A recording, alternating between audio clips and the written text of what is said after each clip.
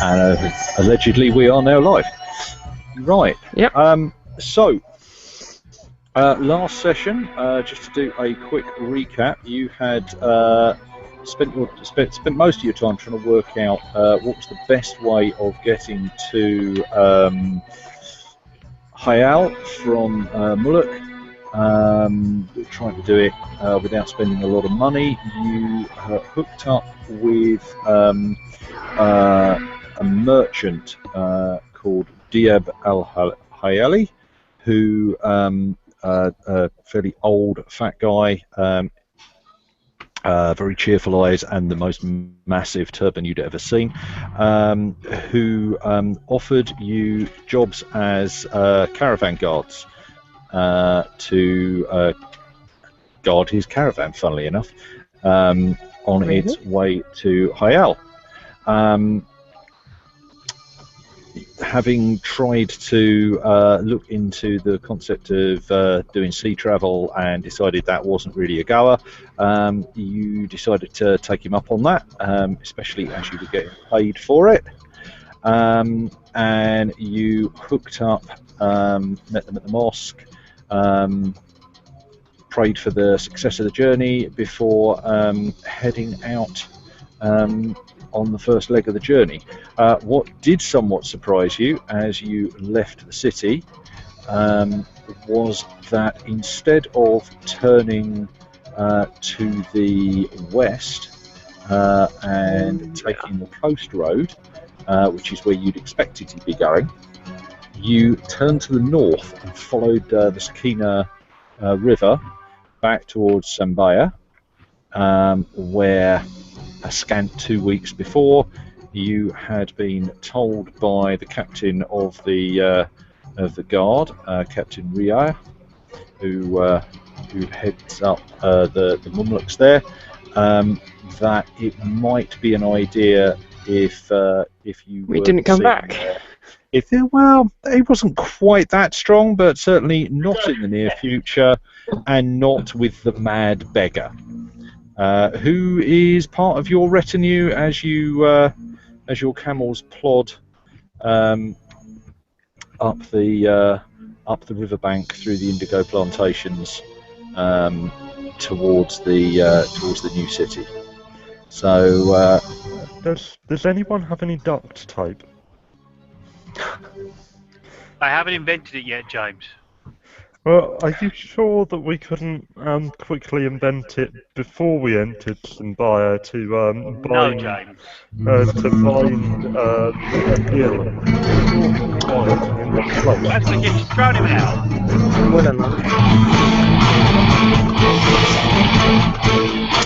okay, so I believe I'm trying to think who it was who had gone to speak to. Me. It was Anwar. Right.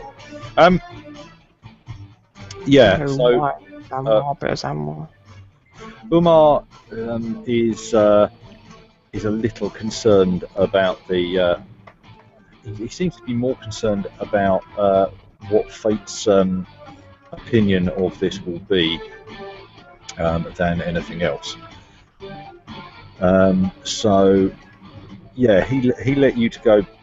He suggested you went back and talked to your comrades while he considered what to do next. Like I say, the fields of indigo you passed by on the way up the river, and the day's warm. You started fairly. Actually, you started in the afternoon, didn't you? So it's cooling. It's not as hot as it would be if you were out in the main desert, but it's quite warm. So, do you guys want to discuss for a few what you think might be a good idea to do? Is it worth sort of like highlighting the fact that we could be in trouble if we go in and just camp outside town? Is that a I had suggested possibility? that, I think. how safe is it outside the town? Well, outside the wall can't be that hazardous. It's probably not tremendously hazardous. What your new employer would think of not being able to go outside, not have his guards accompany him into the town. You could try it and see what happens. Certainly, you wouldn't be breaking any rules, and you wouldn't have to speak to the guards or risk getting kicked out of town if you didn't enter the walls themselves. What about disguising ourselves?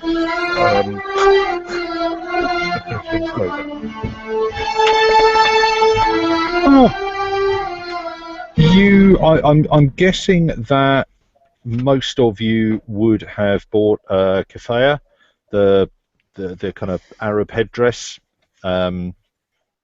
just because it's a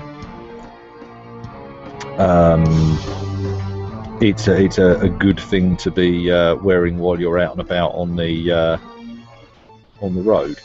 So you could simply try having that across, wearing it desert style. Depends on how much time you're going to spend in and around company in the town, really, as to how weird it would appear if you were if you'd got it kind of wrapped round and across your faces. We could just sit down with the camels, stay with our caravan we're supposed to be guarding. Is there somewhere? I'm assuming we'll be within the same caravanserai. Is there somewhere where we could get a different accommodation, where they might not recognise us? Simbaya is pretty much the only. It's a small town, so it's going to be there'll only be one caravanserai in Simbaya.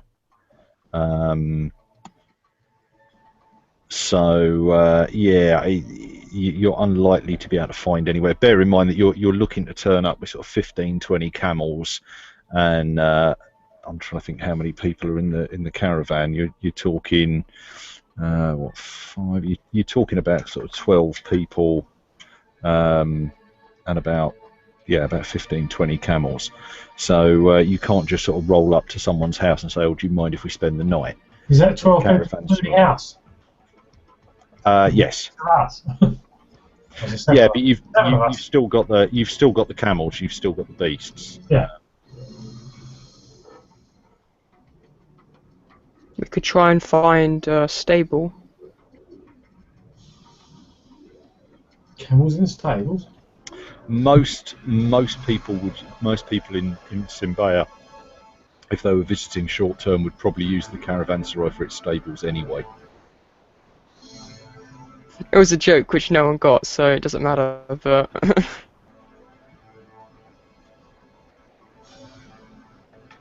Right, okay. So, sorry, what did we decide? Are we going to... We're outside the walls, are we going to go in disguise? Well, I think we have to go in. I think discussing it with the guy. How long is he going to be here? That's the first question. Only overnight. It's a single night stay over. Could we also only send a couple of us inside the wall? Would he be happy with that? Well, we ain't going to know that unless we ask him, James. And that could lead us down a whole road of trouble. I think we risk it for a night. Yep. Okay. Louis? Yep. From what we know of before, is there a tavern inn place to stay here where we could book a room just to ourselves? I mean, again, it would be the caravanserai, but yeah, you could. There are rooms there for sort of 4 to 6 people. So yeah, you could book a room and just go up. They do food on site. You could probably get that sent up to the room. It might raise some eyebrows, but tired travellers would do it. Yeah, that sounds like a plan to me, guys. Unless anyone's got a different one. I think Anwar blending in would still be a bit difficult, and we don't want call it to go off on one of his prophesizing rant things either. And he really wasn't welcome back. We tie him up. Hence why we invent duct tape, yes. We No, could not also duct tape, James. Not duct tape, rags and rope. That'll do it just as well, trust me.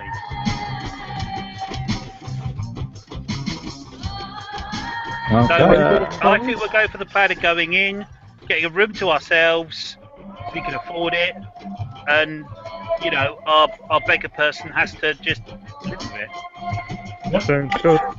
I think what I would say, Anwar's not actually going to stand out as much as you'd think. Well, we tidied him up and got him some new clothes, so. Oh no, Adil looks drastically different from the way you did the last time you were here. Yeah. But Anwar sort of prisoner, so. Yeah, the city guard, the Sultana's guards are Mamluks that are respected. So yeah, you should be all right. And the other thing is that if you are spotted, it won't be as much of a biggie because it was, you know, you might not you as a group don't come back. It wasn't. I don't want to see you there ever again. Yeah, and I've paperwork. So you as a group and the mad beggar, and you've got paperwork, yeah. If we don't cause trouble and we stay out of trouble, we should be okay. Yeah. That's just what I'm worried about. But yeah, let's go with that then. Okay, right. So the Right. So before we enter town, Louis. Yep. I'm going to take our beggar friend to the side and say to him, "This is the town where we originally met you. You need to behave tonight. You need to stay in the room that we rent and not leave. Do you understand me?" Yeah. Oh, very sinister music there. Fuck you. Yeah, he kind of he looks kind of downcast, and you kind of get the feeling that he understands what you're saying. Okay. Then he kind of mutters something about you know, anything's better than being on this damn camel. Okay, as we go in, I'm going to draw away from him and talk to Rashid. Say, Rashid, can you watch him and make sure he doesn't leave the group? I will. My word is my bond. Also, before I go in, Barbosa definitely needs an outfit. So he's going to have his secondary waistcoat on, which isn't quite as high quality. Nabil is also going to change the colour and shape and general design of his turban to be significantly different from what it was before. Yeah. You have a chat with Sagira and decide on what would be the best colour for her to appear, and she's quite happy with that. Okay, so you guys ride into the monkey. Rides up to the Mamluks through the gate. Talks to one of them, kind of get the feeling that he's been here before. And God kind of jokes with him a bit. The camels process up the dusty main street. You arrive at the caravanserai, and again Umar jumps off and walks inside, asking you guys to stay behind. So it's kind of the evening by the time you get there. And there's a certain amount of kind of hustle and bustle, and the streets aren't packed. There's a fair number of people wandering up and down, and after about 5 minutes, Umar comes back and grabs two of the camels and leads them inside, And yeah, the other merchants, Shael, Hal, and Nakiri lead on, and you guys kind of bring up the rear as you take your camels through the arch. Yeah, you guys get a look at room just for you. And Guys, sorry, is anyone else having problems with Louis' sound? Because he's breaking up. He sounds like that bad comedian. Yeah. Well, not Okay. bad comedian, but he knows what I mean. Is that any better? That's better. Yes. Okay, right. I think the audio playlist may not be helping, so I'll pause that for a minute. That was a pity. That was I was quite excited when I found out I might be able to do that. Don't, because all you're doing is reminding me of the first games day I went to, where they had a bloke there called Janus who had an electronic organ or keyboard or whatever it was, and he offered to play music for your LARP. No. That's a road I don't want to go down again. The group called Hot Sex. Yeah. First games day I went to, I think, was 85. It was about then, yeah. Yeah. Yeah. So you guys, go in under the arch, and you drop the camels off. Umar comes over. I'm trying to think. Yeah, probably does come up to Yazid and says, sort of quietly, puts his head near yours and says, "I've booked you a room just for the 6 of you." Is it 6 of you? No, 7 of you. Just for the 7 of you. Come with me, and I'll show you where it is. We'll try and keep you hidden away for tonight. And he scurries through and up some stairs, and takes you into the room. It's not dissimilar to the room you were in last time. He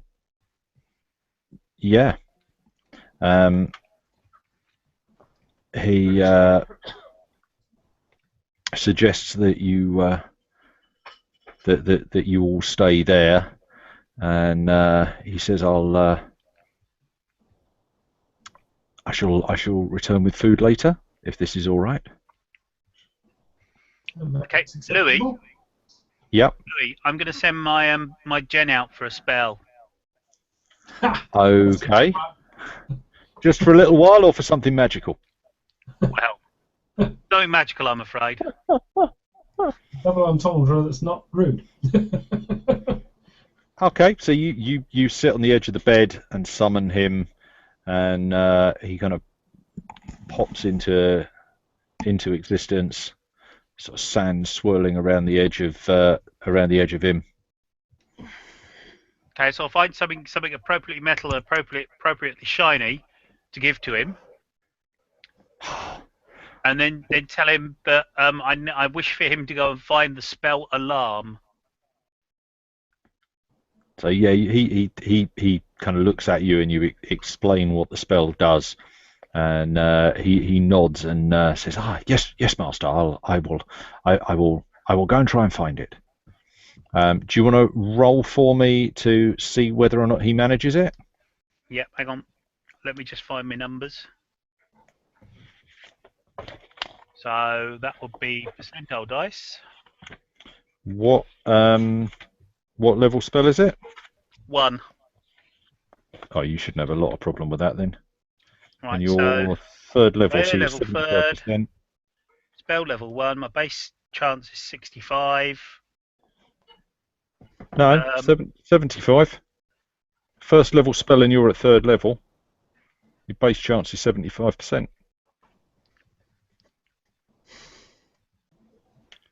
It'd be 65 if it was 2nd level. Char level 3, spell level 1, 75%. Yeah, I'm reading it the wrong way round. Right, okay, off we go then. Oh, easy. Yep. Okay. Now, we need right. to sort out how long it's going to take. 1d6 plus 1 rounds? Yeah, so it's going to turn up inside a minute. Okay, that's fine. I'm happy to wait. Within a minute, this little smiling as much as we have really got to decide exactly what he does look like. But he sidles in through the wall and scurries across to you, clasping this this small tablet, and hands it to you and says, "There we are. I found it." Thank you very much. Right, so what sort of time is it now, Louis? By the time you've got up there, settled yourself in, I mean, it was about sort of 7 o'clock, 8 o'clock by the time you got up to the room. You haven't eaten yet. You're still waiting for Umar or I've forgotten his name, Umar or Ahmed to bring you up some food. But you can, I mean, if you want to wait, if you want to say you've waited for the food to arrive, it'll be a bit later before you get the spell. I'm going to wait until the food arrives. Mm-hmm. Because I know the spell's only going to last 6 hours. So I kind of want to cast it at midnight to around 6 o'clock in the morning. Okay. Where are we going to Talf? That will be long enough because you guys are going to need to be up and about, probably about 5, because Umar wants to hit the road and head off towards Talf. Do it at 11 then. 10. The sundial won't be working by then.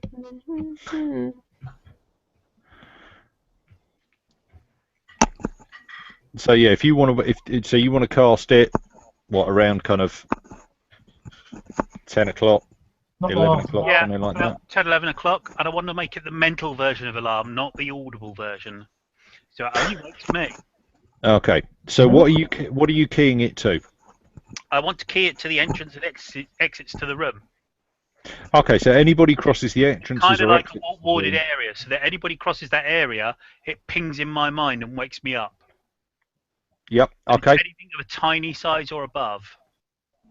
Okay. No, that's fine. Is it single use, Simon, or? As many times as someone crosses the area during the duration of the spell, it will ping and wake me up. Okay, cool. Well, You we've need got a to rotor for spell going for a it wee. before you go. Got a rotor for going for a wee. We'll never get any sleep. Okay. What I will also do is, Louis, I will tell every single player, very quietly, the password for that spell. Okay. So you know what I'm kind of aiming at here. If our beggar friend walks into the area, he shouldn't know the password, and he'll set the spell off. Yeah, no, that's fine. What is the password, Simon? Password, James, capital P. The A is a 1. Yeah. Okay. You guys bed down for the night, and the night passes blissfully, uneventfully. So you're quite pleased, quite happy with that. You wake the next morning. You're bustling around, and Ahmed comes up to your room. I'm waking up half an hour early to get a bit of praying in. Yeah, no, that's fine. So yeah, Ahmed comes in with a tray with kind of bowls of olives, and there's bread, there's some flagons of juice, that kind of breakfast. Puts it down and says, Umar tells you, be ready to go in 45 minutes. Yeah, I can do that. Very well. Yeah, obviously I would have got up a bit early to do my meditation and memorise spells and that. Yeah. Like I say, Ahmed says we will get the camels together and in the entrance. So when you come down, we can leave straight away. And he looks around at you a little strangely, and then nods and leaves the room. So breakfast and at the allotted time head out. Yeah, I Mhm. think so. Yep. Okay. Yeah, you go downstairs. Luckily, you've not seen anybody that looks like they might recognise you. The camels are there, so you swing yourselves up into the saddle, and the caravanserai is only sort of 500 yards, 600 yards inside the main gate to the city. The gates will have been open for maybe an hour or two by 6 in the morning. A lot of the caravans will leave by sort of 4 in the morning so that they can find somewhere to camp during the heat of the day, and head off again in the evening. But as you're going upriver, Umar explained that you can leave a little later and just travel through the day. Yeah, so you come out of the gates of the city. Instead of taking the road on your left, which heads up to Sakina Falls, which is the way that you went last time, instead of this, you trek out on the road that runs east-west, and you head out to the, where are we? Yeah, you head out to the west and start to climb up through the hills, working your way around in an arc to head towards the north. And it occurs to you that if the way the road goes this way, you'll end up above the falls by the time you join back to the river. There's not just scrubby vegetation. There's sort of bushes around, and there's date palms. Would somebody like to make me a survival roll? Survival. Roll. Go on, someone can do it because I'm rubbish. I got 15. Okay, you spot about 2 hours out of Sakina, out of Sambaya, as you head up. You spot some date palms which have probably got ripe dates on them, which look like they would be easily harvestable. In fact, from Camelback, you reckon that you could probably reach up, shake the tree, and they may well just fall straight into your lap.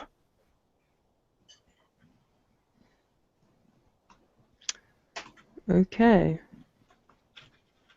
I point that out, probably. Dates. Tree. Okay. Does anybody want to get? I'll try it. Oh, come on. We need a comedy moment. Yes, I'll try it. Okay. It's not that big a deal. You ride up. I'll tell you, just for the hell of it, I'll get you just to roll an acrobatics check. I don't have acrobatics. Dexterity was what I meant, actually. Not quite why I said Okay, that. that's +0. Let's just see where we go. Let's roll with it. Okay, no, a 10 is enough. You give them a good hard shove, reach out, put your robe out, small sort of bundle of dates drop into your lap, and yeah, they look pretty ripe. So as you continue up the path, Okay. I shall deliberately share some with Anwar. Can we try one with Barbosa first? I shall probably pass one to Barbosa and see if he'll eat it. Just not too many. I know what they do to his digestive system. As many as you can, quick. yeah, okay. So you guys, yeah,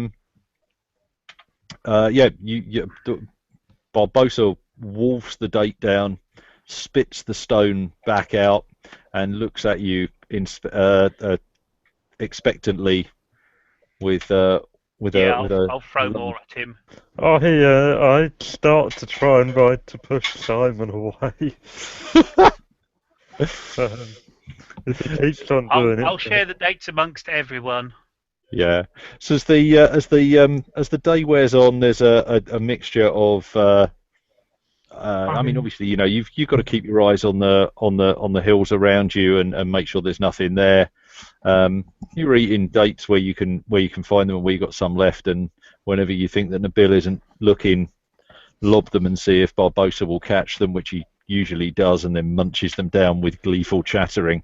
Just so you know, Barbosa will be very, very happy to come and sleep above Eugene's head tonight. He's not the only one throwing dates to him. Even Rashid gets in on the act. It's you can't keep 360-degree watch. Eventually, Barbosa starts missing some of them because he's just sitting there with this little stomach full of dates. Yeah, so you guys make your way back round. An hour or two later, you're back on the river and working your way up the river.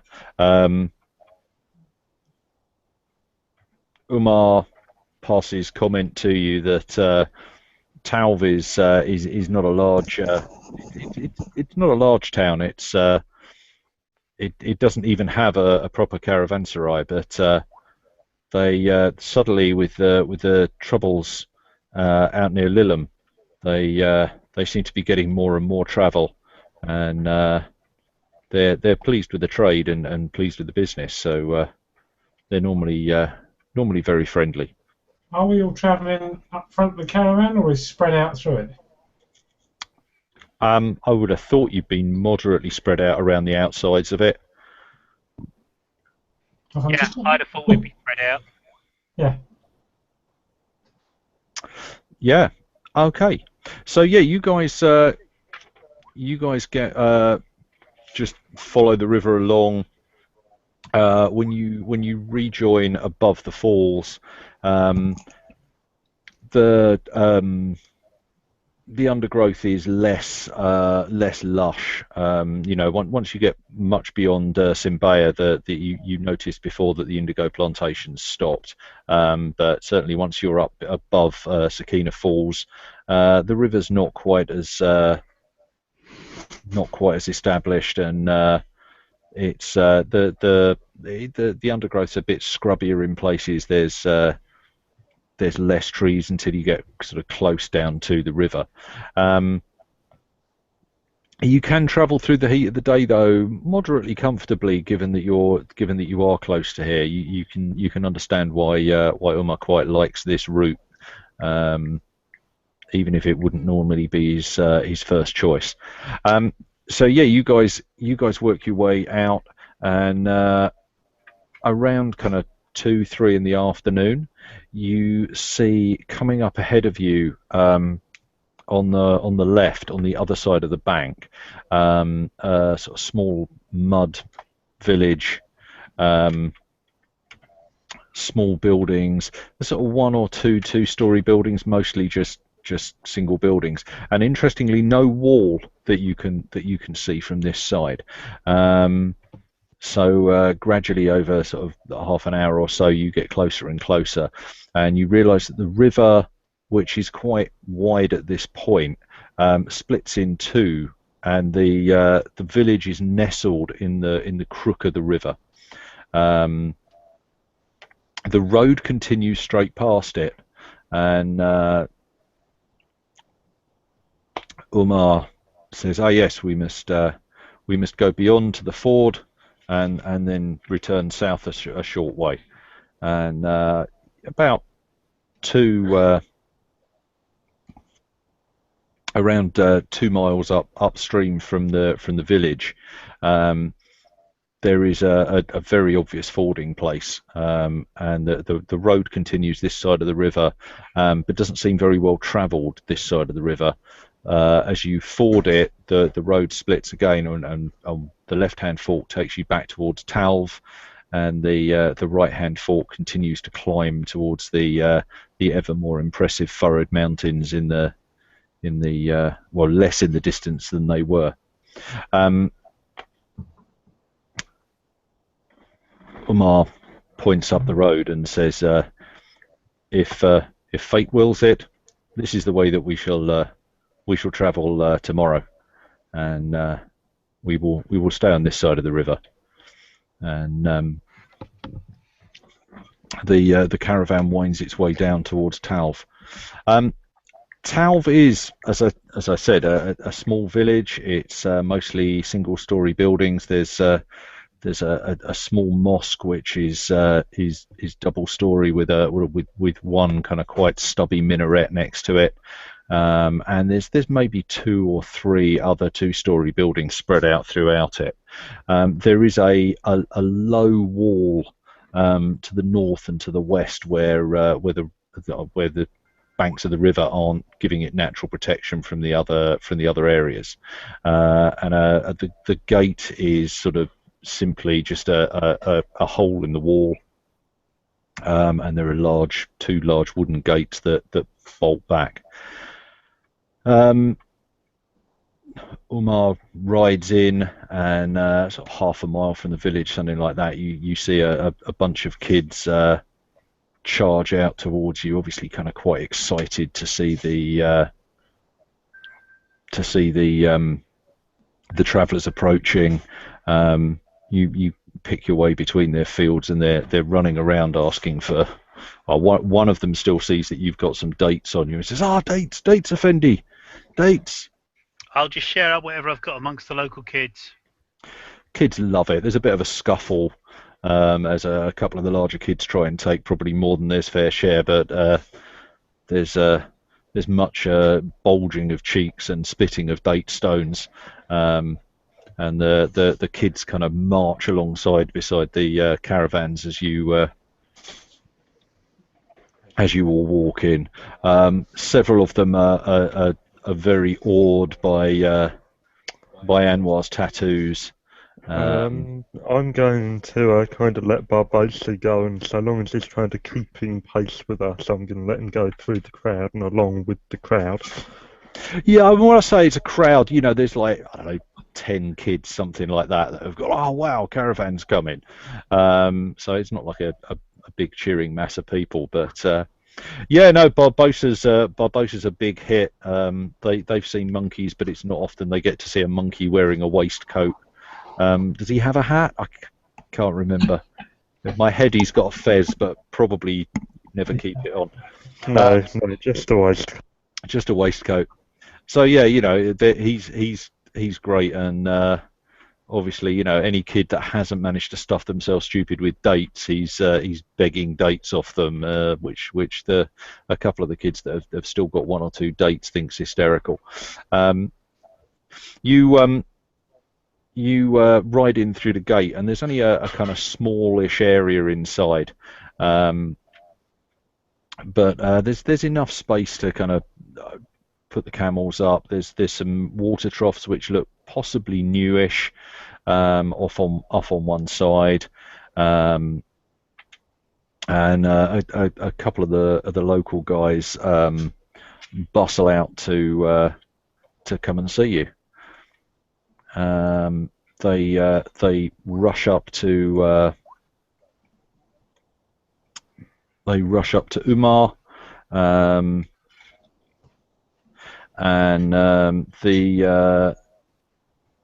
he introduces an older guy. He's kind of probably in his mid-50s, and he introduces him as Kia bin Nalu, the head of the village. So I do like having name generators on hand. So Kaya comes up and bows to each of you and sort of beckons you down from your camels and says, welcome to Talv. Welcome to Talv. We unfortunately we do not have a grand caravanserai yet, but you are safe within the walls, and we can provide food and water for the camels. Yes, welcome.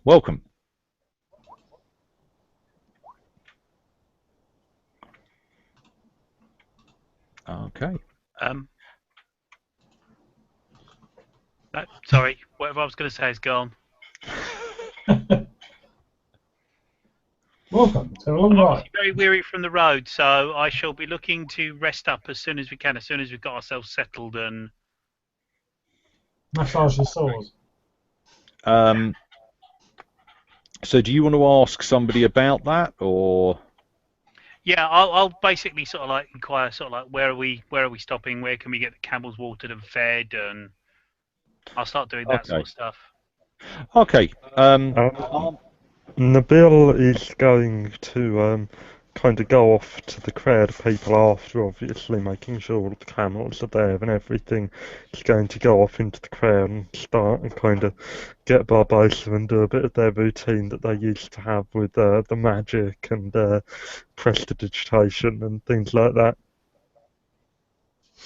Okay. Yeah. No, that goes down. That goes down great guns, especially with the kids. And you've soon got a small crowd of kids watching Barbosa doing backflips and sparks flying out as his paws hit the ground and things. For today, I'm also going to have Mage Hand, and if I can get a bag of nuts or something, I'm going to start feeding Barbosa nuts with Mage Hand or something. That's going to improve his digestion no end after all those dates. He's not sleeping anywhere near me. Okay, so Yazid asks Ahmed about where are we staying, where are we going to water the camels, and Ahmed says, yes, Talv, as I say, is a small place.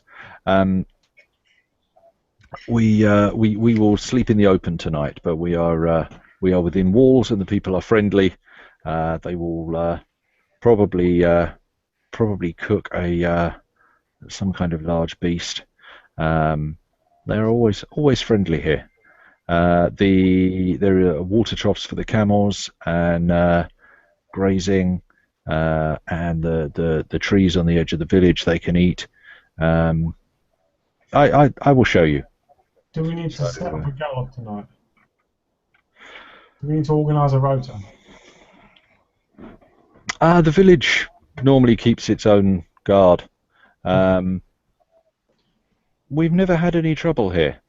If one of you is okay to keep watch just on the camels, I'm sure that will help the merchants feel more secure. But I don't think you need to be too wary of it. Okay. I shall just I shall summon my Gen again and see if I can send him off to go and find another alarm spell. Okay. Yeah, he pops up as you summon him. He just appears from out of the ground. The dust swirling around him as he looks up at you and says, Master, what is it that you would have me do? Can you go and get the same spell that you got for me, the alarm spell? Again? Certainly. And he just kind of spins round and just vanishes gradually back into the ground. Roll me a percentile. Yep. Easily. Okay.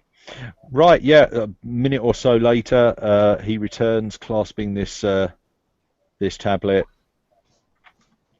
And you can set that up. Yeah, I'll do that at an appropriate time so that the spell will last. Okay. While I'm sleeping. Yeah, there's a fair-sized party starting up by kind of mid to late evening. The villagers aren't yet bored with caravans turning up, although they're starting to get that way. And Umar's paid some gold for food, and they've got several sheep that they're roasting. The smell's starting to come through. There's pots of couscous and vegetables being cooked, and the spices are being broken out.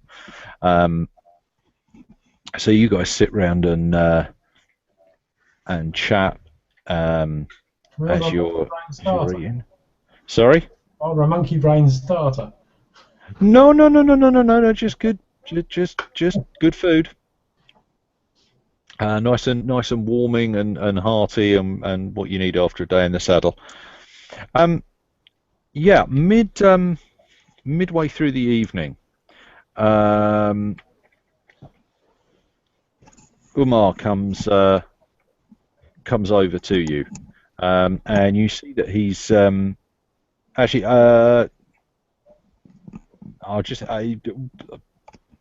One of you spots. Yusef spots that he's been having a quiet one-on-one conversation with Kaya, the headman of the village, and you see him stand up and kind of speak some words of farewell, and then kind of look around the village by the firelight, spot you guys sitting together, and he wanders over.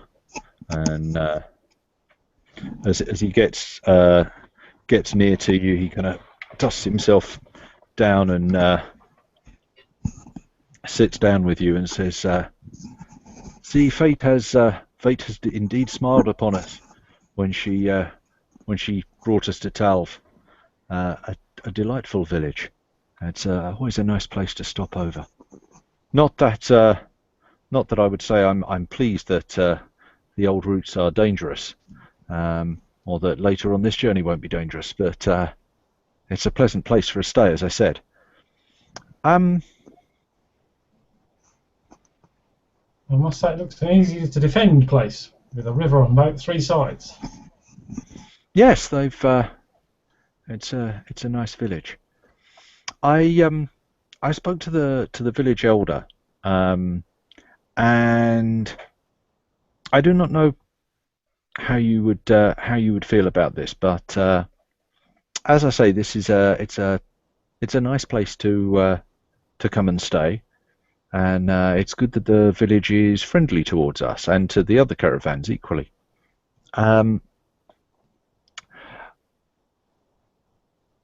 Kaya asked me for a favour.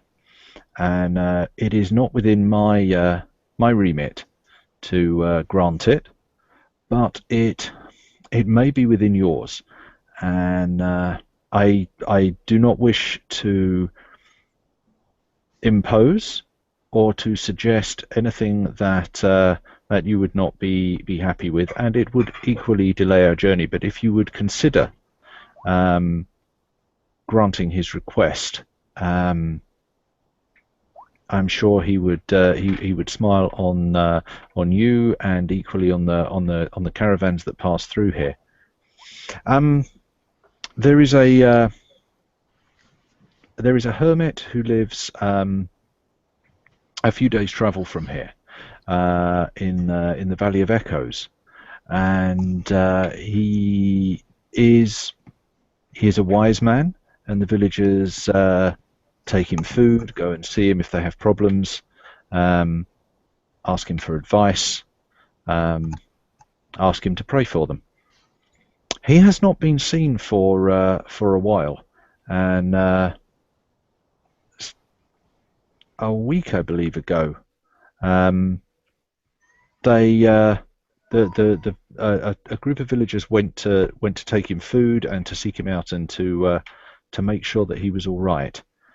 But they have not returned, and normally they would have done by now. Kaya was asking whether or not we would be able to go to the Valley of Echoes and see if we can find out what has become of the hermit and of the villagers. I'm sorry to say I do not feel that this is something that I can do, but I would be more than willing to stay a couple of days here if you would go off into the hills and see if you could find out what had happened. There is no obligation, but well, I'm sure you understand the position that I find myself in. Well, this Valley of Echoes place sounds interesting, so any excuse to go and have a look sounds good. That sounds to be a good deed, so I can see a good reason for doing it. I see no reason why we shouldn't do it. Mhm.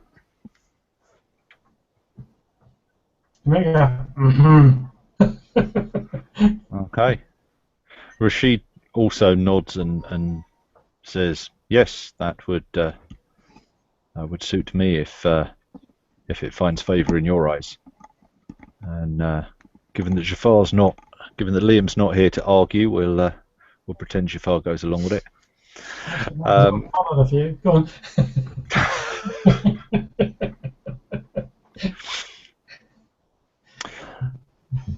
Well then, if you are think on it and How long was the travel? tell me later. He said a couple of days. I imagine 2-3 days. A couple of days, or a day there and a day back. I believe it is a couple of days there and a couple of days back. So can we take some camels with us? Yes. Obviously, this will aid all the caravan routes and well, especially ours. Fate will indeed smile on us if the people of Tauf take us into their hearts. Yes, you are welcome to take your camels and take them there. What time? It's quite late in the day though, so we're going to stay overnight first, then set off in the morning. Yes, of course. Sense. Yes, of course. I would ask nothing more. Well, if you're happy to do so, I will go and speak to Kaya and let him know the good news. Yep. Okay. Right. He goes back to see Kaya, and you see a conversation take place, and Kaya, even from this distance, is obviously kind of very, very pleased that he's got some volunteers to do that. Mhm. Yeah. Okay. I could do with taking a short, say 5-minute break if people are okay with that. Yep, sounds good. Yep. Yeah. Okay. I'll go get some Right. bats. All right. See you in a In minute. which case, I shall see you in a minute. Okay. Okay. Kettle on. Ring Liam. See if he's got any beer yet. Charlie, no sugar in mine. Pardon? No sugar. No sugar in mine. Digestives or rich tea? Rich tea. Right.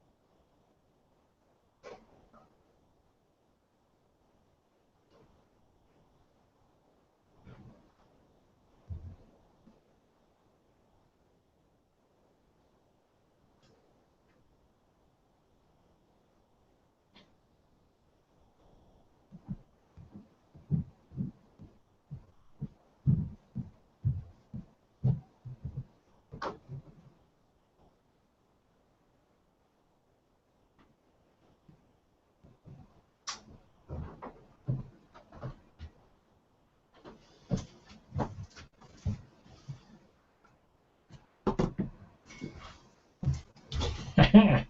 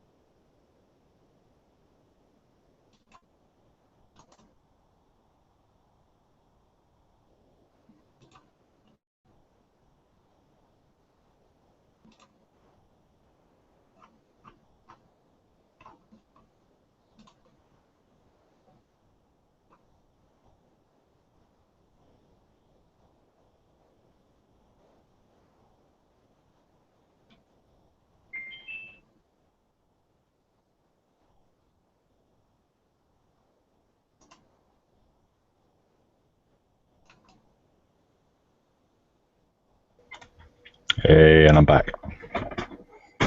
Yeah, back in the room. Yeah. Oh, back in a room. Oh, I admitted to James, you guys got further. I have not. I'm finding I have no idea. Oh, blimey. What? That's Liam. Hello. Hello, I need to Tell wait for people. that hand. Hello. Hello. I've had many difficulties. Not as Not many least of which being in Costco. James says you should have come around here. You could have done it from here. And I know the last thing we need is one more microphone in this room. Very true. No, our internet's not working, so I'm doing this from Becca's phone. Oh man. Yeah.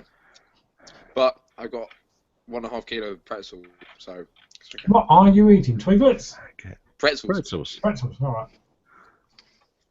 Cholesterol free. Apparently. They might be cholesterol free. They're not exactly calorie free, but No.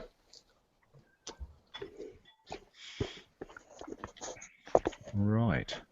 So, Okay. I asked for stand there and hold it for you, that phone. Story so far, we managed to get. You managed to get into and out of Simbaya without being spotted, and you've ended up a small village called Talv, which is further up the Sakina River, as it forks. You camped out overnight there. You were fed well by the villagers, and Umar, there we go. I will eventually remember the guy's name without having to look at my flaming notes.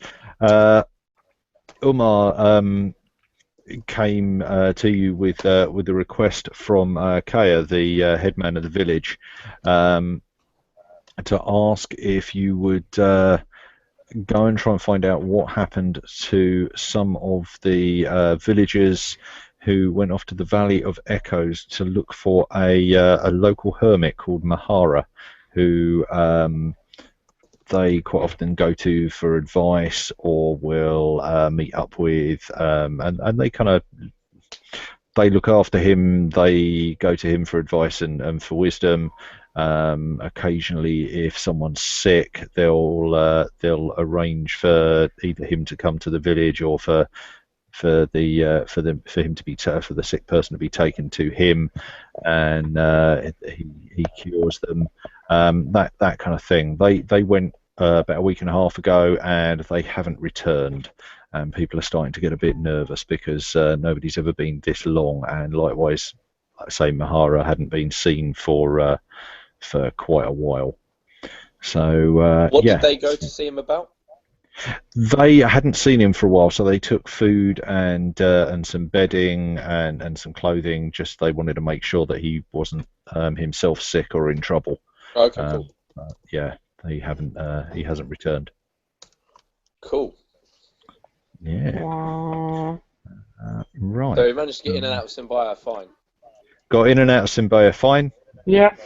There was some tension, but thanks to explaining at some length to Adil what would be likely to happen to him if he wasn't quiet, and setting an alarm spell to make sure that the evening passed without interruption, all went well. Cool. Barbosa loads of dates because it doesn't agree with his stomach, but it didn't make a difference. Yeah. Lots of dates. Barbosa's been eating lots and lots of dates. Anwar spotted some on a tree, so Yazid picked them, and they suddenly realised that if they threw a date towards Nabil's camel, Barbosa would catch it and scoff it before he could stop him. So quite a chunk of the day passed with dates being thrown to Barbosa. And then when you arrived at Talv, a small group of children came out and you gave them the rest of your dates, and they likewise realised that the monkey really liked them. I like it. Just bear in mind, he's sleeping nowhere near me. I'll find a tree over one of you for him to sleep in. He'll sleep where he wants to sleep. He's a monkey. Okay, so so coming back, Kaya comes over to see you later in the evening. He comes over, and he's a shortish guy. He's about kind of 5'5", starting his mid-50s, starting to show grey hairs. And he's obviously spent quite a lot of his life out and about and doing things. His skin's quite tanned, and he says, Uma tells me that you have agreed to go and search for the villagers that went to Mahara's cave. I am eternally grateful.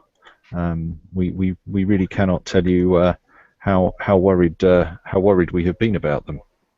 Mm.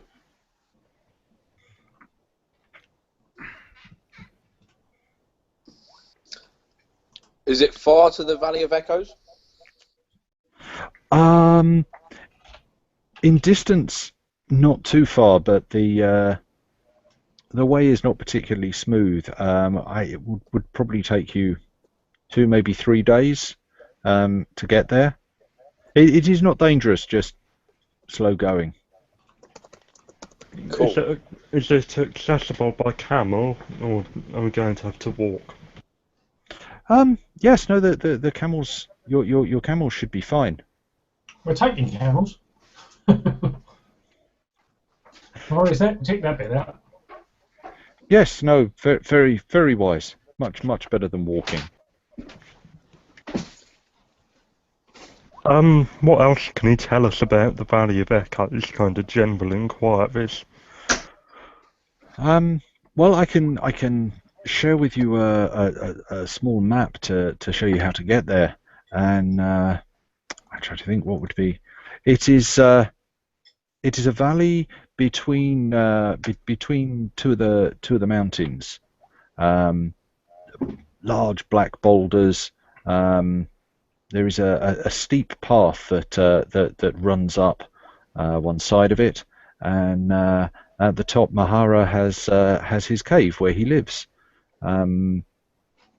As you can imagine from the name, the Valley of Echoes.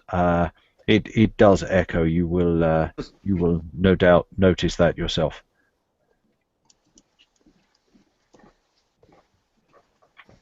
Beyond that, I'm really slightly at a loss. Is there fresh water there? Yes, I believe Mahara has a spring. That is why he makes his home there. Okay. You'll need to take water, obviously, for the journey. The camels, I would have thought, would be fine on the way there and on the way back, but for yourselves, we can obviously, you know, we can supply you water skins enough for each of you to get you there, and then I'm sure that that once you're there, you will be able to fill your water skins and return. Cool. So if we take a few days worth of stuff, what time of day is it now? Are we likely to be able to head off now, or have to wait? No, this is it's about kind of 8 o'clock in the evening. The sun's set. The air's starting to cool, and I think if the caravan can wait, we head out tonight. Sorry, we head out in the morning. Sorry.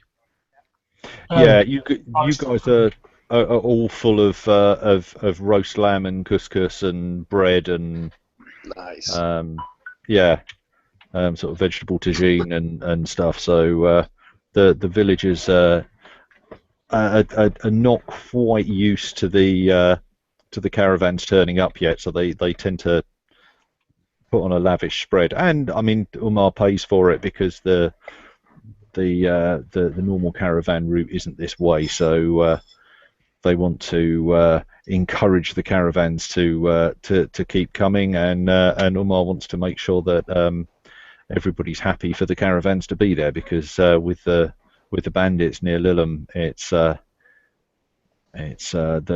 one safe way they've got of getting to somewhere like Hayal. Would it be unwise to leave the caravan unguarded for potentially a week? The caravan should be all right, provided it's at Talv.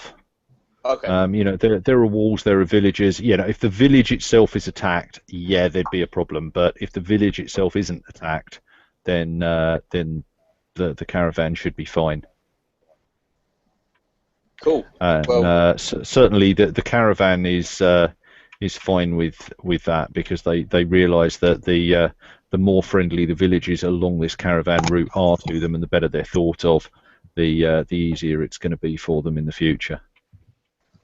Well, I say we get all the stuff together this evening, and then in the morning head off. Yes. Mm-hmm. Is it worth taking some extra supplies in case we do find the villagers or Mahara take some stuff for them? Yes, a wise thought indeed. Certainly, I shall have some prepared. Cool. Well, in which case, if there is anything you need, come and find me or one of my family, and we will be happy to give you anything that we can to help out. As I say, we are eternally grateful. We are getting quite worried about what has happened to them. Cool. Okay. Yeah. So you finish up for the night. Prep whatever you need to prep. You know, water bottles and well, not water bottles, but you know, prep your kit. Make sure you've got it all with you. As dawn breaks the next morning, there are villagers getting up and moving around, and they're starting to assemble kind of large water skins and things to hang on the camels, and trail rations for you, and some extra stuff, as well as they're just kind of there's some bundles of clothes and some extra food in case something has gone wrong. Yeah. So, is there anything you guys want to do before you leave? Other than pick up some minor supplies, like, I know, like rations and stuff like that. Are we taking the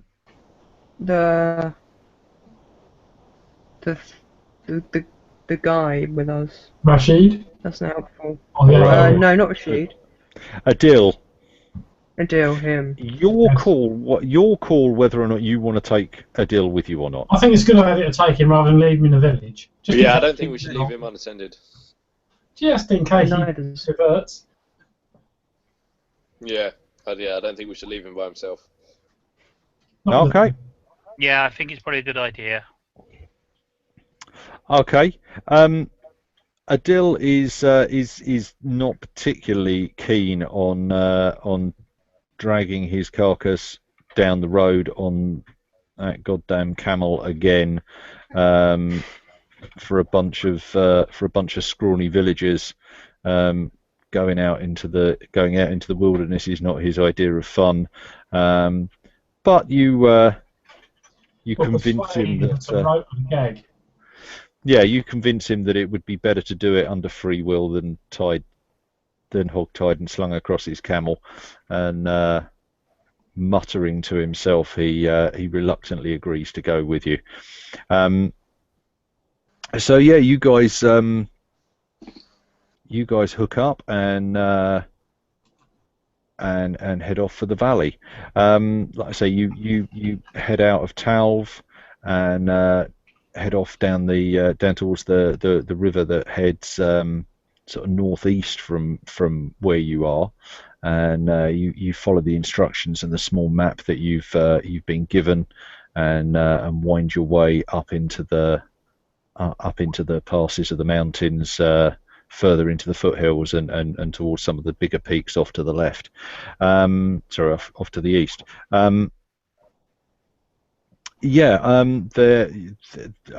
Several times during the day you see sort of small herds of mountain goats up on the cliffs. The day passes.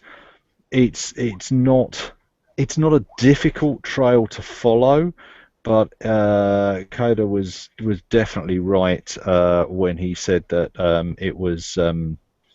it was slow going. There are lots of points where kind of rocks have fallen down and you have to work your way around them. There's a couple of points where you have to get off and kind of take your camel, and you'll need to walk alongside the camels.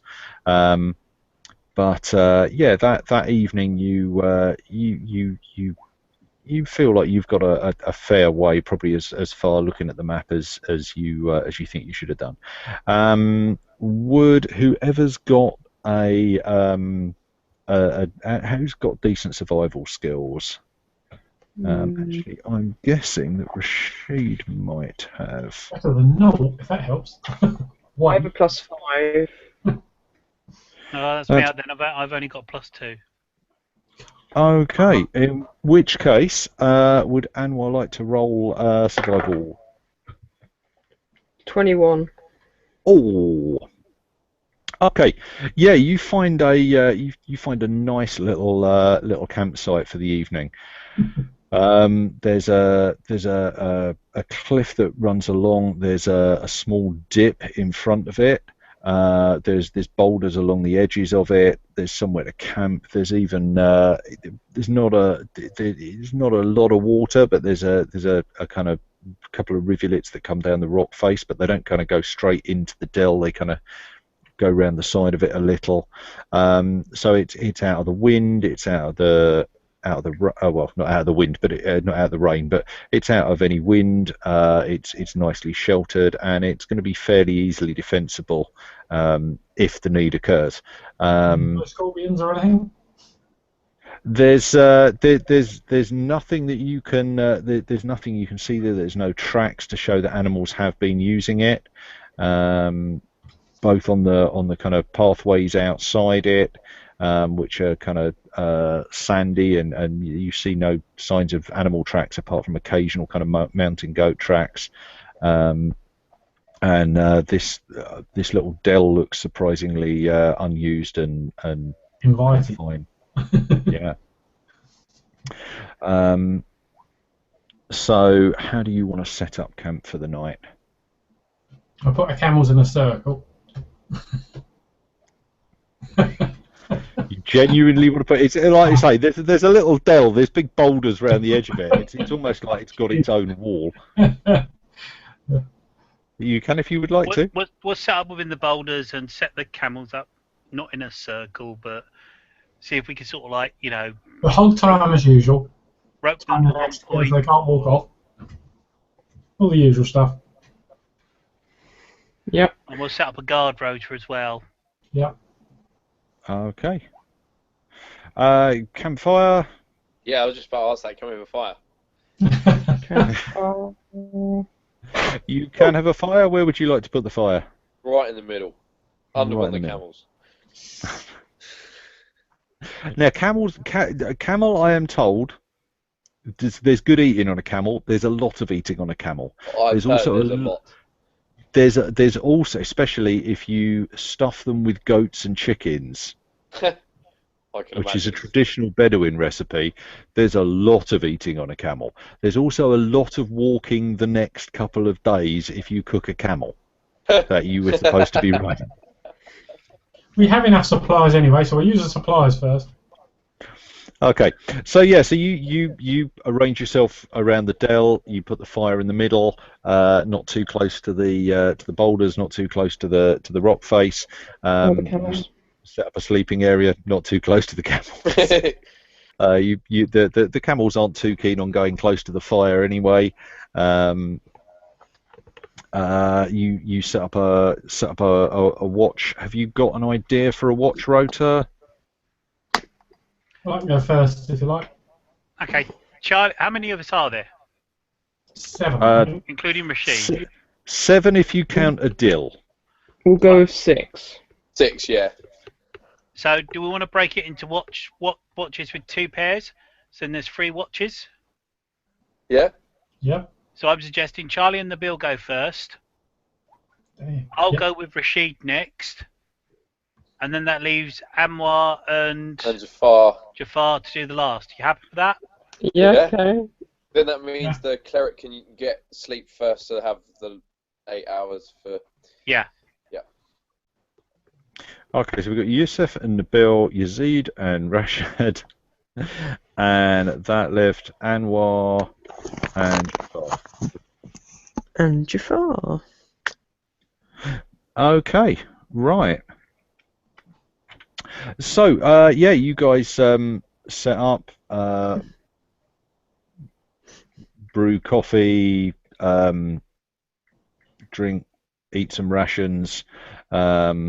The sun goes down, the heat starts to leach out of the mountains.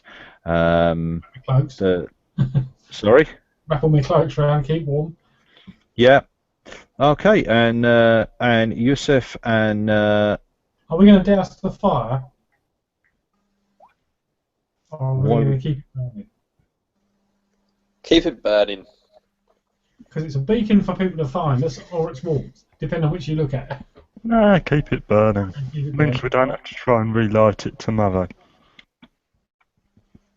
Yeah, let's keep it Okay. burning. Why not? What's Okay. the worst that could happen? There's plenty of reasons what I why like not. to hear. Yeah. So, everybody beds down. How long are the watches going to be? So you're doing what, sort of 3-hour watches? Yeah, give something or like that. take. Okay. Yeah, by the time they were woken up and they got woken up, it'd be about a 3-hour watch each with overlap. Okay, so about 2 hours into the first watch, there is a howling that starts.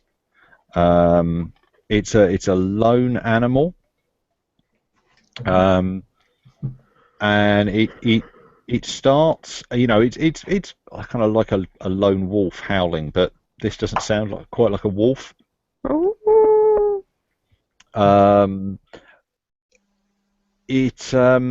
Will you give one of us a survival roll to try and identify it? I will. Initially, I'm going to say out of Yusef and Nabil, who has the highest survival skill? 1. Likewise, a 1. Okay. In which case, I will give one of you a +2. +2? That'll make 3 when I roll. Really? Go on. Should I roll the 1 instead? Go on then. Go on then. That would be 14 on the dice. That would be 16. 16. Not bad. Okay. Yeah, I'd say 16's enough. This sounds like a hyena, which I mean, they're known for laughing, but they can howl as well. If I'd been really prepped, I could have got a hyena sound and played it, but I haven't. So yeah, you hear you hear this hyena starting to howl, and it doesn't sound far away. It doesn't sound as far away as you'd necessarily like. Yeah, it's only one. There's which is strange in itself. Threatening. Sorry? Are hyenas threatening? No, only when they're in a pack and they've smelt blood and they're hungry. So potentially. Only when people are there to be eaten. Well, we're in a group. We've got a fire as well, Right. so we're not an ideal target. I'm asleep, so it doesn't matter, but yeah. How wide to the entry of this place is it? Kind of. Dependable, he said. Can it come round the side of us, or is there only one small entry it can? There's only one way into the dell that you're in. It's about 8 feet wide, so it would be quite an entry, and I mean, it could potentially jump up over the walls if it wanted to, but whether or not a hyena could jump quite that high to get up onto the bars at the top, It could try. really likely. Yeah, it could try. But the most likely thing is it would come through the entry. They So particularly like fire.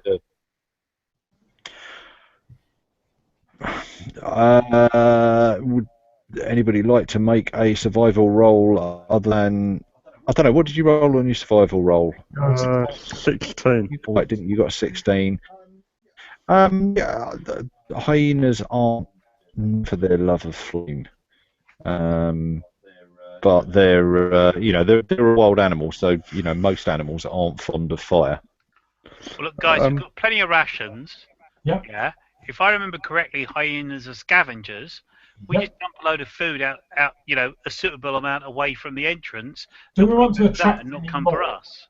Do we want to attract more hyenas? I'm also not particularly keen on leaving the dell. No, but we can stand back from the entrance near the fire, and if they come in, we'll see it. Okay, Yeah, I so think we go just over. walk back and sit across the other side of the campfire, point at James, and go. Yeah, that's it. Well, I mean, most we of us are go and asleep sit still, so. back. Keep more of an eye out. Have a good look around. Keep an eye on the entrance more.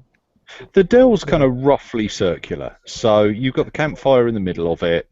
It's around 25 foot. And it's all well lit with a fire, so we can see if anything moves in there. Yeah, you could definitely see that. So you've got the camels off on one side, your sleeping area kind of probably between the rock, between the cliff wall and the fire.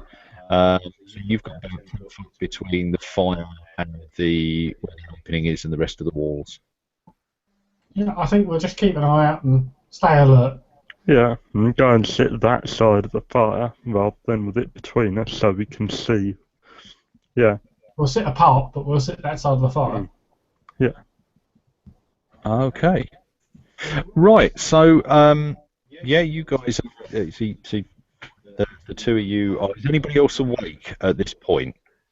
So it's been 2 hours into that watch. So you guys are sleeping through this. You might have kind of woken up. Somebody's just it's just a hyena. You guys have crashed back out. Okay. So yeah, you hear this howling, and then it stops for a bit, and then it starts again, and then it stops for a bit. Okay. You've all stuttery, Louis. Okay. So that's quite amusing when you think about what I was saying. So the hyena howling starts a bit, stops a bit, apparently stuttering. After about 20 minutes, the howling stops again. I don't know what you're saying. Sorry? You've disappeared. You're there, Yeah, but you keep fading in and out, Louis. I can't hear you properly at all. Let me try something.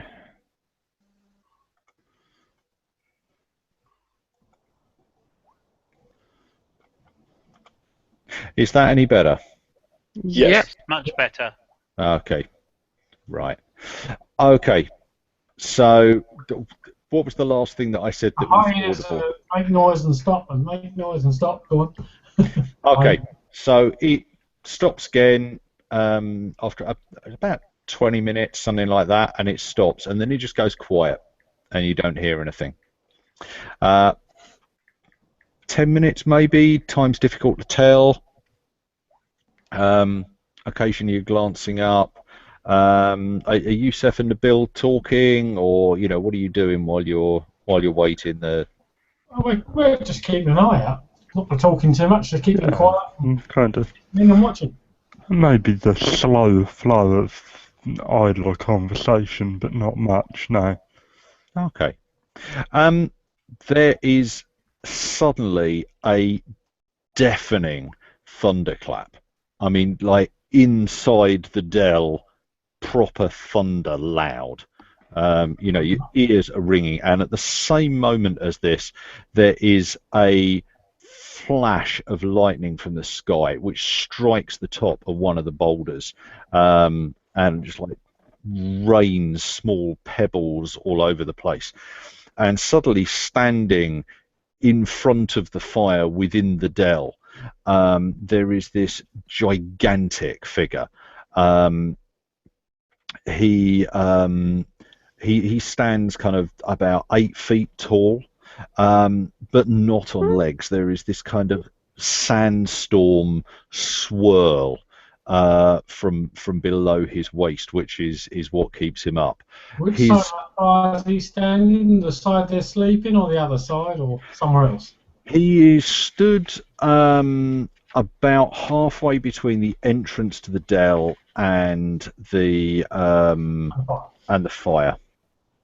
Okay, so we're between him and the fire as well then, because we were sitting back near the fire. Yeah. So I mean, he's kind of almost right in front of you. And we've got a good view, right? Yeah. He has a beard which is chiseled down to a point and then flows. He is aside from kind of a loincloth around his waist, he is bare-chested and bare-armed, muscles. Does he look like a djinn? He looks remarkably like a djinn.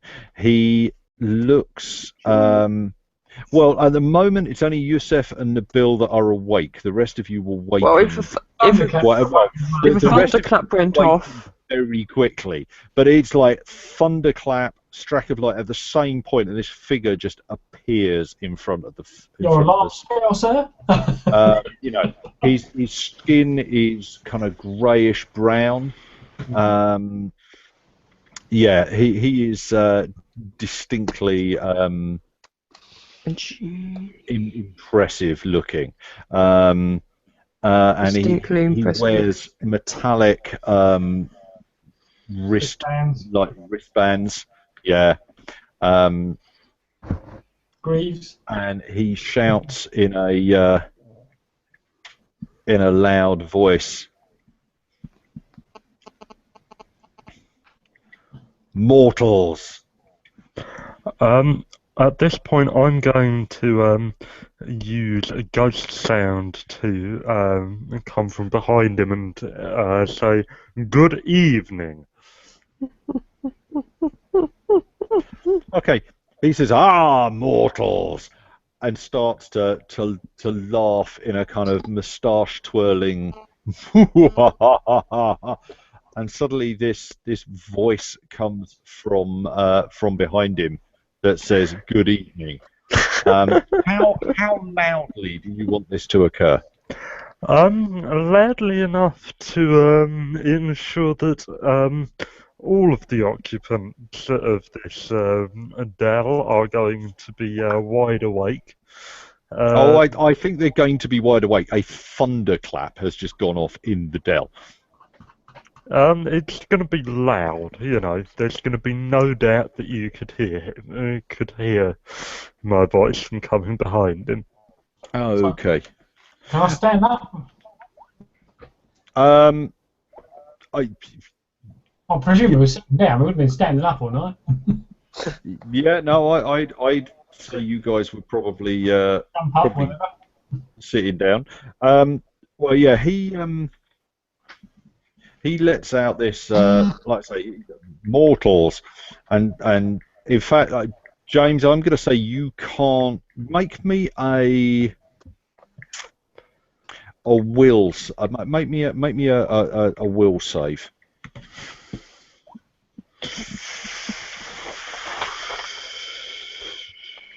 Nine? Okay, a nine is not enough. You will get to do your action, but it's not going to happen immediately. Okay, you can. I will tell you when you'll get the opportunity to do it, and you can choose whether or not you do it. But this thunder, you're sitting there thinking, all right, okay, you know, kick back. Do I need to move? Is this shoulder getting too hot by the fire? Is my arse getting too cold because the ground's I need to shuffle my blankets round and get myself more comfortable.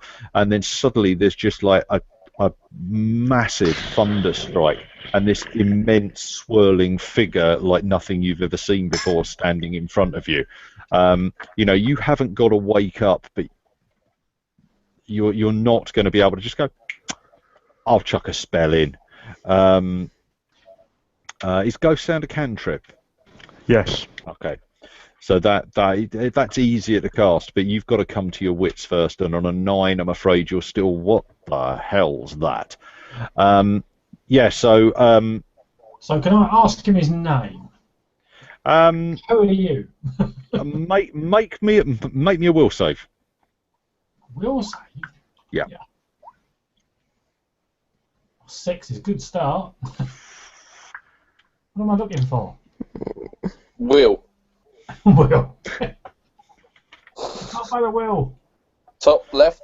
Yeah, sort of a third of the way down on the left-hand side. Oh yeah, 4. So 10. 10.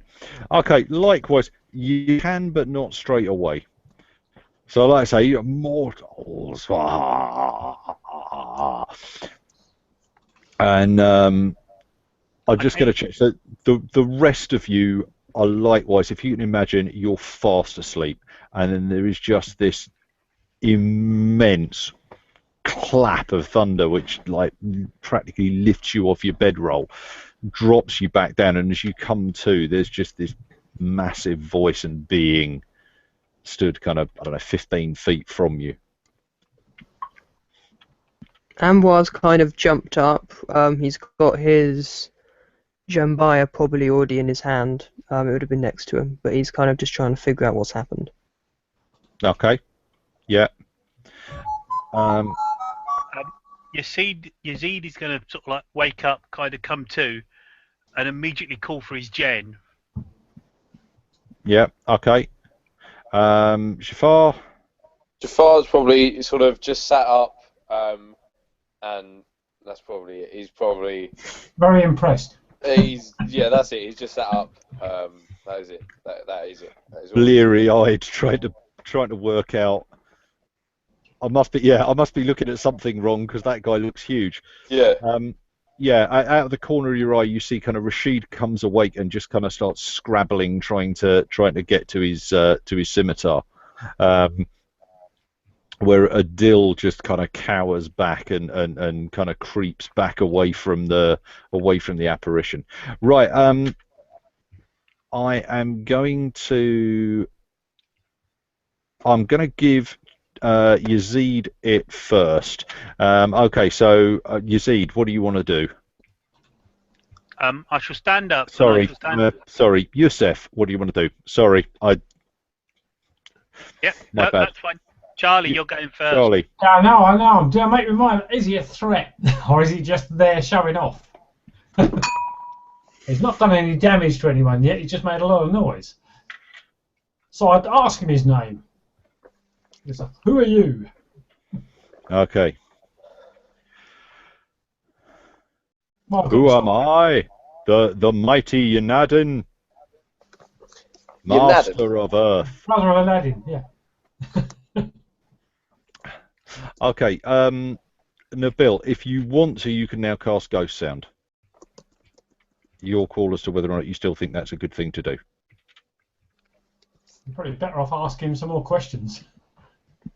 Keep him distracted. Yeah, but I can ask him then with ghost, using ghost sound to kind of distract / impress him and kind of give the idea that we might not be as easy as all that. Okay, you in particular, in fact, I would say certainly of both of the guards, so both Yusef and Nabil, and almost immediately, kind of as Yazid sits up, you do realise this is a genie.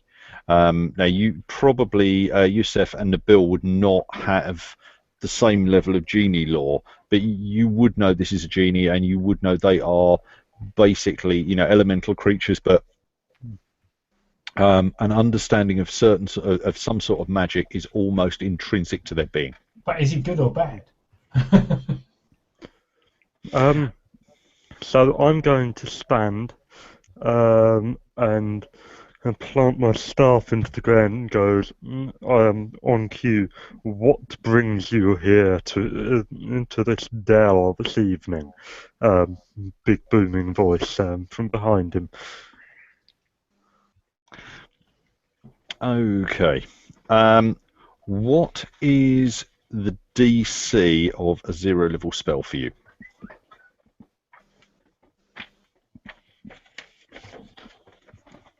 Uh, 15.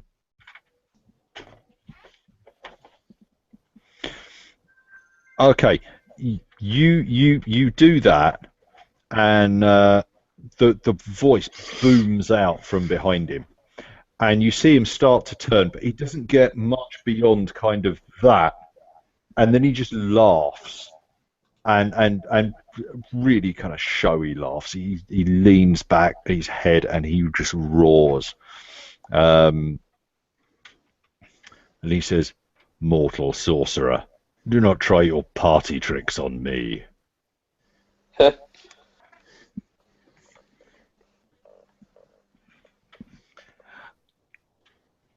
Okay, I don't want to roll for initiative particularly, so I think because I don't want to, this is not a combat encounter. So, but what I'd say is at this point, throw out what you roll for dialogue.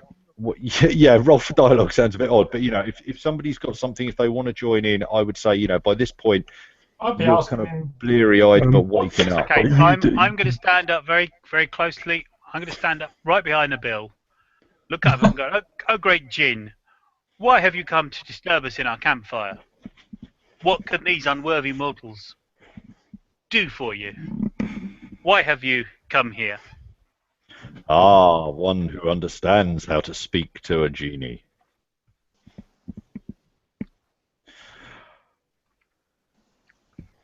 Pray tell us what can we do, or why are you here at this moment, great Jinn? I am looking for the answer to a question. I am looking for the answer to a riddle. Oh God. I see. And what would this riddle be, Great Jin?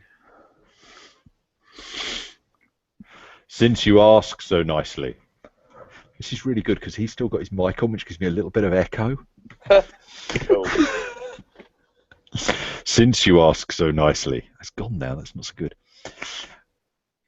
Listen carefully, and then give me your answer. Centuries dead and still is living, can't forget, but is forgiving. All beauty gone, all men reviling, time betrayed, but still is smiling. Answer me, what does this mean? Sorry, oh great genie, could you repeat that slightly slower? Or just send it to me over Facebook. Yeah, repeat it slightly slower. I didn't catch that. Okay, right, it is. Centuries dead and still living. Yep. Can't forget, but is forgiving. All beauty gone, all men reviling. Time betrayed. Hello, my spelling got, my typing got betrayed there. Time betrayed, but still is smiling. In the chat. Well, shoot.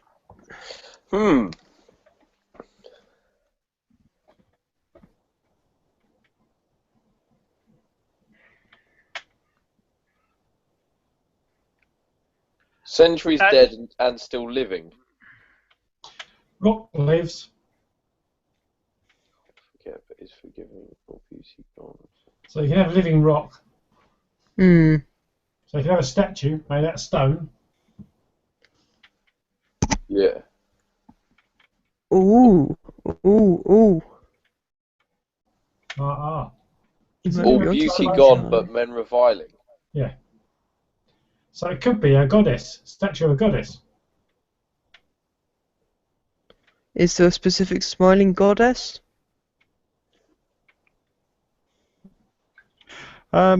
Selena is probably the obvious goddess, but is far from all beauty gone, and is far from being reviled. And we don't have Venus in this one. No, Selena would be the Equivalent. the most likely. Could it be fate? It could be, because fate smiles a lot, doesn't it? Well, apparently. Simon, got any ideas? I'm thinking centuries dead,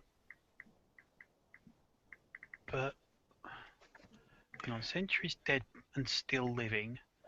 Can't forget, but is forgiving. All beauty gone, all men reviling. No, not getting anything from that. I think it might be fate. There's no point in googling as I've already done it. Oh, you Cheats there. cheeky! Didn't you notice they were typing it in? Yeah. That's why Liam asked you to repeat it slower. So. No, because I've started taking notes in Notepad. So Right. because when I forget someone's name, it's not as embarrassing just looking back up instead of going that person who Billy Bob, you know. yeah. Centuries dead but still living. That could apply to fate or the lawgiver. Can't forget but is forgiving. Maybe. In this universe, is fate meant to be a woman? Yeah. Fate is normally seen. So. Fate is seen. She's not literally a god, but it is a she. Fate will smile on you. It is definitely a she. Time betrayed but is still smiling. That's the only real bit that makes me think fate. Like that's a big thing, isn't it? Fate smiling on That seems to have come up quite a lot. So is there a fateful goddess or female leader of the past? A deity or a... In terms of a deity, fate stands above all deities in the minds of Zakarans, and equally, I mean, the lawgiver is the person that united Zakara and brought them civilization and brought them together. So the lawgiver.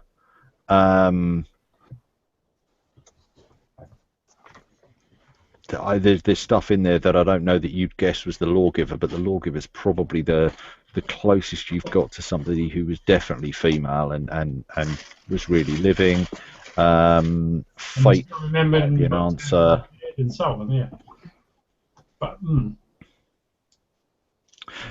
Yunadin's standing still in front of you, flexing his muscles. Around it, bouncing ideas. Can I try bouncing some ideas off my gen, Louis, to see if he's got any idea what it could be? You can. Your gen is not the brightest tool in the box. No, but I'm wondering whether or not that, with a good Arcana roll... And something very shiny. Likewise, could I ask Sakina? While they're doing that, I'm going to try and talk to Barbosa about it. Yeah. You might get a better answer. Okay. Can I ask the genie if there is any more information that he can give us? I have given you the riddle. If it is beyond the wit of mortals to answer, then tell me. Oh, I'll give out. Can I get a knowledge roll on it, Louis? Go on. Give me an Arcana roll. Or a history. That's a really awkward one. I've got Arcana, I've got Nobility, I've got Planes, I've got Religion. I've got Religion. Of those, Arcana is the best at 11. We haven't got Liam anymore. Have we? Oh, no. He's talking to Barbosa.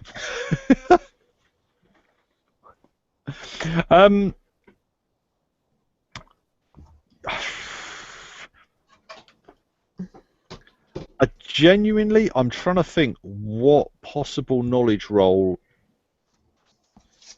Okay, you do it off Arcana, I got a 19. You do it off Planes or Nobility, I get an 18. If you do it off Religion, I get a 16. No, 17. Okay, the gin's been around while you've been discussing amongst yourselves. Yeah? Yeah. Okay, the gen looks at you and says, he said fate. Might be that. Sounds good to me, we go with that one. Do we want me to say it, or does somebody else want to say it? No. Does he know the answer, or is he trying to figure it out? Well, fate is the best answer we've got. And there is a saying that fate can smile on you. Yeah. I'll pitch in with fate and the lawgiver. Yeah. How? Okay, fate and the lawgiver are definitely two different things.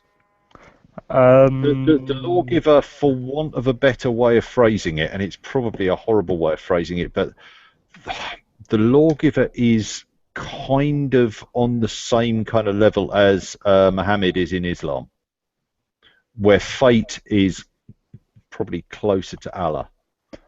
In which it's not, case that's not quite right, but you get that feeling. Fate. We know what you mean. Yeah, don't put the two together. The two are not the same concept.